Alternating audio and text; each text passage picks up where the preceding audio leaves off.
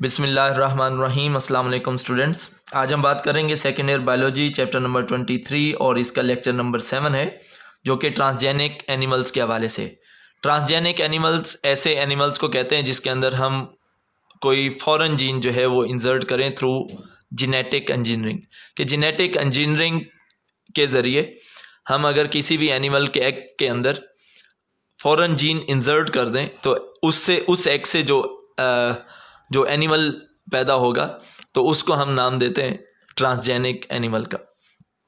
तो किसी भी एग के अंदर अपना जीन ऑफ इंटरेस्ट इंसर्ट करने के लिए हम दो मेथड इस्तेमाल करते हैं। तो पहले बात कर लेते हैं माइक्रो इंजेक्शन मेथड की।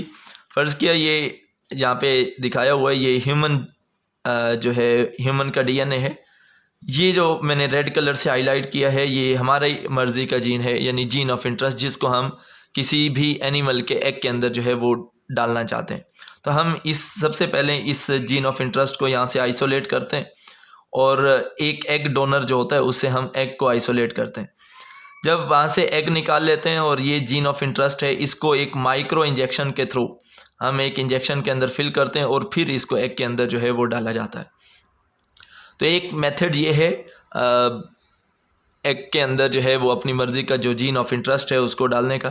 जब ये एग के अंदर हमारे जीन ऑफ इंटरेस्ट जो है वो इनोकुलेट कर दिया जाता है, डाल दिया जाता है, तो फिर इस एग की फर्टिलाइजेशन कराई जाती है इन लेबॉर्ट्री।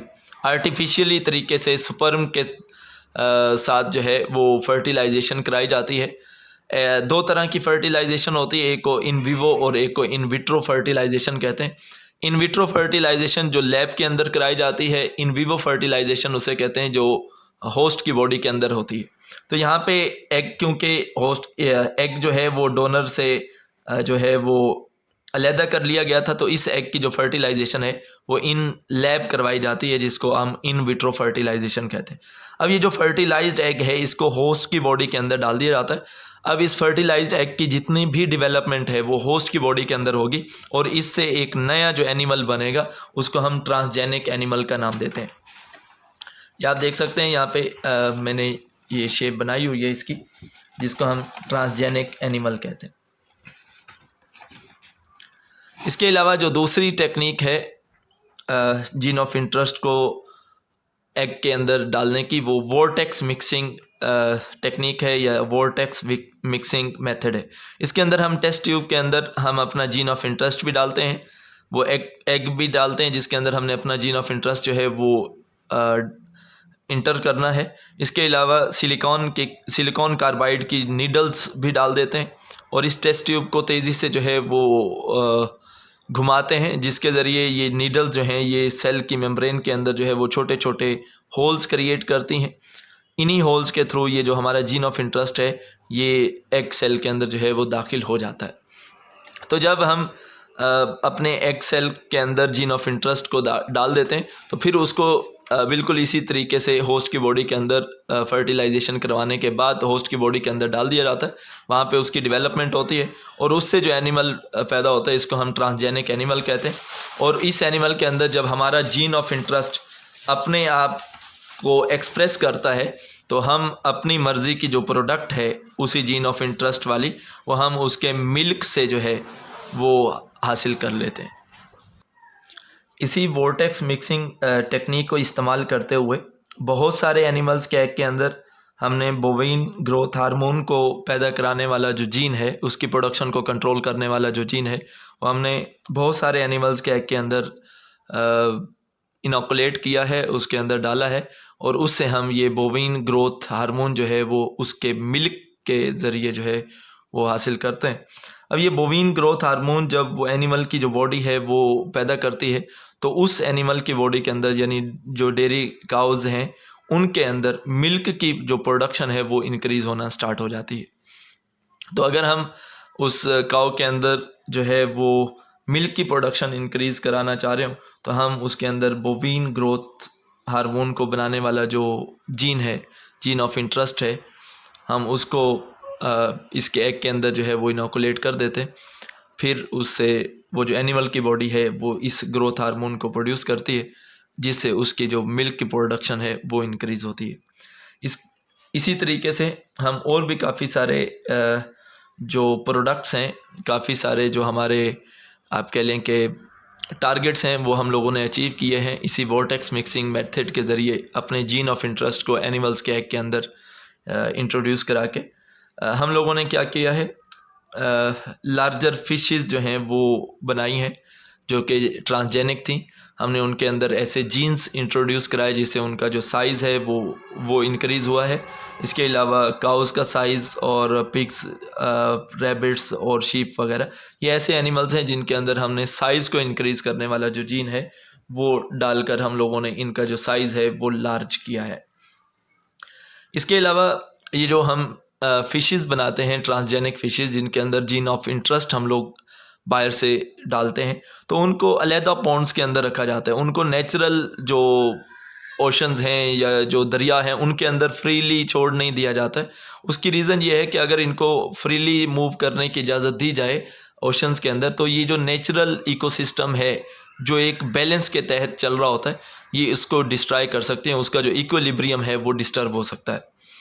इसके अलावा नेक्स्ट पॉइंट की बात करें तो वो है जीन फार्मिंग, कि इसके अंदर हम क्या करते हैं कि एनिमल्स के एग के अंदर ऐसे जीन्स डालते हैं जो कि हमें फार्मास्यूटिकल प्रोडक्ट बना के देते हैं, जिनको हम मुख्तलिफ़ बीमारियों की डायग्नोज के लिए या उसके इलाज के लिए हम इस्तेमाल कर सकते हैं। तो जब हम अपनी मर्ज़ी का जीन जो है वो उन एनिमल्स के अंदर डालते हैं फार्मास्यूटिकल प्रोडक्ट्स हासिल करने के लिए, तो नॉर्मली ऐसा होता है कि हम वो जो होस्ट की बॉडी होती है जिसके अंदर हम अपनी मर्ज़ी का जीन इंसर्ट करते हैं, उससे हम ये जो फार्मास्यूटिकल प्रोडक्ट हैं ये हम उसके मिल्क से एक्सट्रैक्ट करते हैं, कि जब वो मैच्योर हो जाता है तो उससे हम मिल्क जो है वो लेते हैं। मिल्क से ही हम अपनी उसी जीन्स का जो प्रोडक्ट है वो हासिल करते हैं। इसके अलावा अगर हम इसके फ्यूचर प्लान की बात करें कि साइंटिस्ट के ज़हन में, साइंटिस्ट के माइंड में क्या चल रहा है इस वक्त, तो वो कहते हैं कि ऐसी ड्रग्स को प्रोड्यूस करवाने के जीन्स जो हैं वो एनिमल्स की बॉडी में डाले जाएंगे जो कि सिस्टिक फाइब्रोसिस की डिज़ीज़ को ट्रीट कर सकें, या कैंसर की बीमारी है या ब्लड की जो डिजीज़ हैं इनको कंट्रोल करने के लिए जो ड्रग्स हमें चाहिए होती हैं वो हम एनिमल की बॉडी से हासिल कर सकते हैं, अपनी मर्ज़ी का जीन ऑफ इंटरेस्ट जो है वो एनिमल की बॉडी के अंदर डालकर।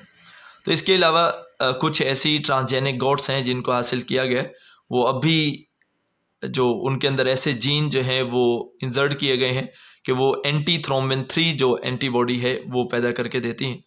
एंटी थ्रोम्बिन 3 जो है वो ऐसी प्रोडक्ट है जो कि ब्लड क्लॉटिंग को प्रिवेंट करती है, कि जब सर्जरी हो रही हो तो काफ़ी सारा खून बहता है, तो उस दौरान ब्लड को क्लॉट होने से बचाती है ये एंटी थ्रोम्बिन 3 जो प्रोडक्ट है। तो गोट के अंदर जब इसकी प्रोडक्शन को कंट्रोल करने वाला जो जीन है उसको इंसर्ट किया गया, तो वो जो ट्रांसजेनिक गोट हैं वो एंटी थ्रोम्बिन 3 जो है वो बना के देती हैं। इसके अलावा कुछ साइंटिस्ट जो कि United state department of agriculture से ताल्लुक़ रखते हैं, उन्होंने जेनेटिकली इंजीनियर्ड माइस तैयार किया है जो कि ह्यूमन ग्रोथ हार्मोन अपनी यूरिन में बना के देता है। तो पहले हम लोगों ने जिनकी बात की वो हमें जो बायोटेक्नोलॉजी प्रोडक्ट हैं वो मिल्क के थ्रू देते हैं, लेकिन ये यूएसए के अंदर यानी अमेरिका के अंदर United state department of agriculture के साइंटिस्ट ने माइस को इस तरीके से जेनेटिकली इंजीनियर्ड किया है कि वो हमें अपनी मर्ज़ी की जो बायोटेक्नोलॉजी प्रोडक्ट है जो कि ह्यूमन ग्रोथ हार्मोन है वो यूरिन के थ्रू हमें देता है।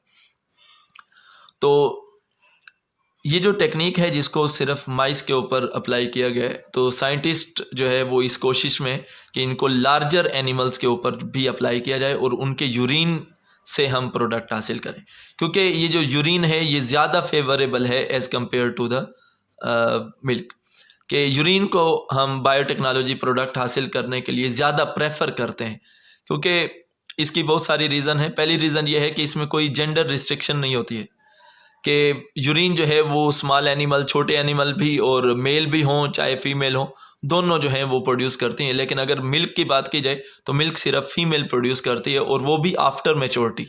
तो इसके अंदर कोई जेंडर रिस्ट्रिक्शन नहीं होती है। अगर हम अपना बायोटेक्नोलॉजी का प्रोडक्ट यूरिन से हासिल करते हैं तो ये हमारे लिए ज़्यादा प्रेफरेबल है। दूसरे नंबर पे इसके अंदर मैच्योरिटी की ज़रूरत नहीं होती। मिल्क जो है वो किसी भी एनिमल के अंदर आफ्टर द मैच्योरिटी बनता है, आफ्टर द मैच्योरिटी हम वहाँ से मिल्क को एक्सट्रैक्ट कर सकते हैं। लेकिन जब हम यूरिन के थ्रू बायोटेक्नोलॉजी प्रोडक्ट हासिल करना चाहें तो इधर कोई भी मैच्योरिटी स्टेज की आने की ज़रूरत नहीं होती, क्योंकि एनिमल चाहे उसकी एज कम हो चाहे ज़्यादा हो, वो यूरिन को एक्सक्रीट कर सकता है।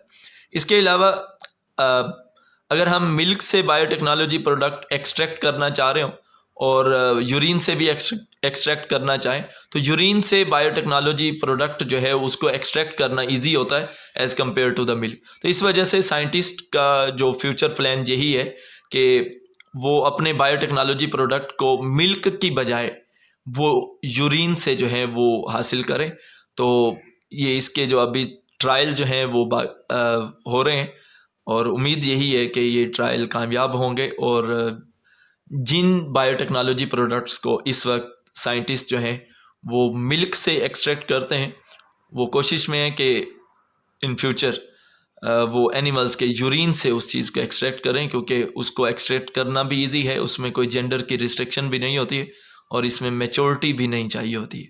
तो ये था आज का हमारा लेक्चर बायोटेक्नोलॉजी प्रोडक्ट्स के हवाले से, जो कि हम हासिल करते हैं ट्रांसजेनिक एनिमल से। तो नेक्स्ट लेक्चर के लिए इजाज़त दीजिए। अल्लाह हाफ़िज़।